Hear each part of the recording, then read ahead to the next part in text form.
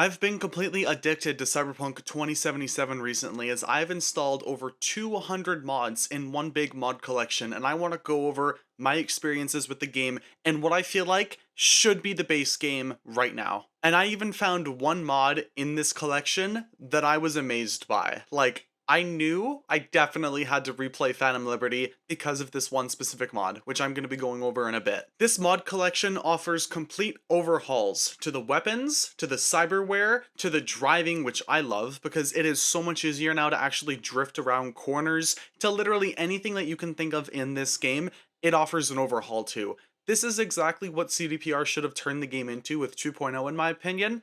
I've been loving it. And I feel really bad for console players because they can't experience this fantastic overhaul. This mod collection adds UI changes, it adds completely new quest lines, it adds expanded on expanded hangouts with your romance partners. So instead of them just being able to come over when you go to their camps, like if you go to visit Panem at the Aldecado camp or Judy at her house, they're in different areas, not just Judy standing at her window. You can actually hug and kiss them, you're able to do other activities with them, and they actually move around their apartment to make it more interactable. They don't just stand in one spot and you say the same two things to them repeatedly till the end of time. Each mod that you download within this collection can also be customizable to a certain degree on what the mod actually is. It offers different dialogue being taken out and being added in, being some cut content or anything else. A lot of different changes with this collection.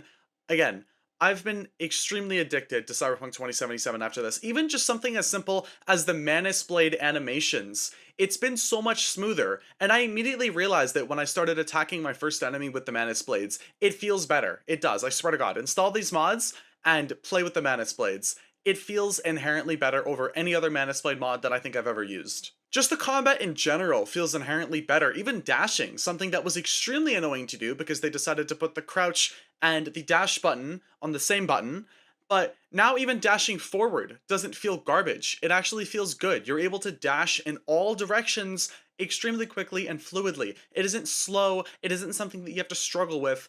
I don't know how CDPR never finished this or fixed it, but thankfully these modders with this collection did. It feels awesome. For Phantom Liberty, the feature that I meant earlier, it adds a romance to Aurore. Now, Aurore is the character that players were losing their shit from. The French female that you'll meet in the casino area that kind of talks to you and gives a good look at you.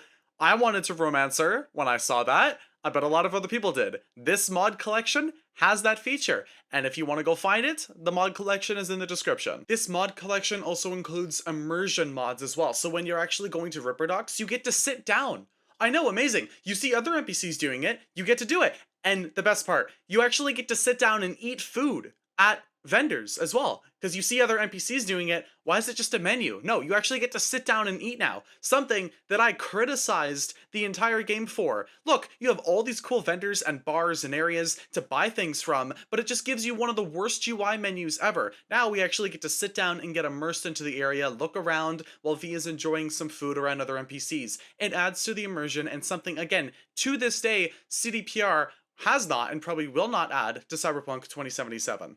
And with the hangouts that I mentioned earlier, where you could hang out with Panem, or Judy, or Carrie, or River, they added these into bars as well. And I've seen this mod before, like over a year ago. I'm very happy it's included in this collection, so now you're actually able to take your romance companions out on dates.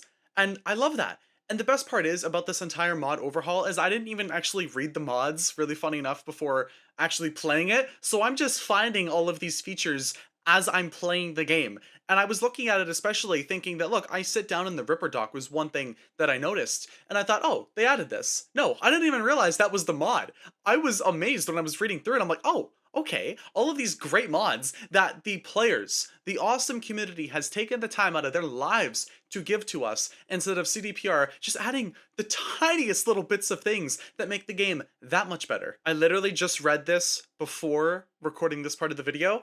It adds gambling. You can go to roulette tables now. I'm losing it. The second I'm done this video, I'm going to a roulette table. You can now gamble in Cyberpunk 2077, which you'd think that you would be able to do in the first place, because there's a fucking casino in the game, but now, or several casinos, little mini casinos, but now you're actually able to go to a roulette table. You're able to play more arcade games, and I know CDPR has added arcade games, and I've played them and really enjoyed them, but now you can actually play more of them. The developers of these mods have taken the time, again, to create more arcade games for us to play.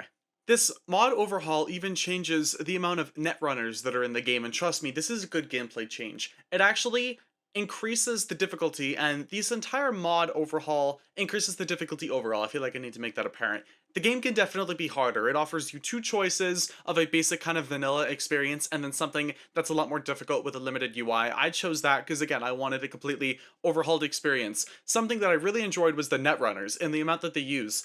It makes the game harder in a way where I have to make sure I know where I'm looking and the connections in between the enemies on how they're net running me. So you can see the line from the netrunner to an enemy to me. So I either have to cut that connection or run and just book it to the netrunner to kill him as fast as I can. I'm also playing on hard, makes it a lot of fun because I can die in just a few bullets.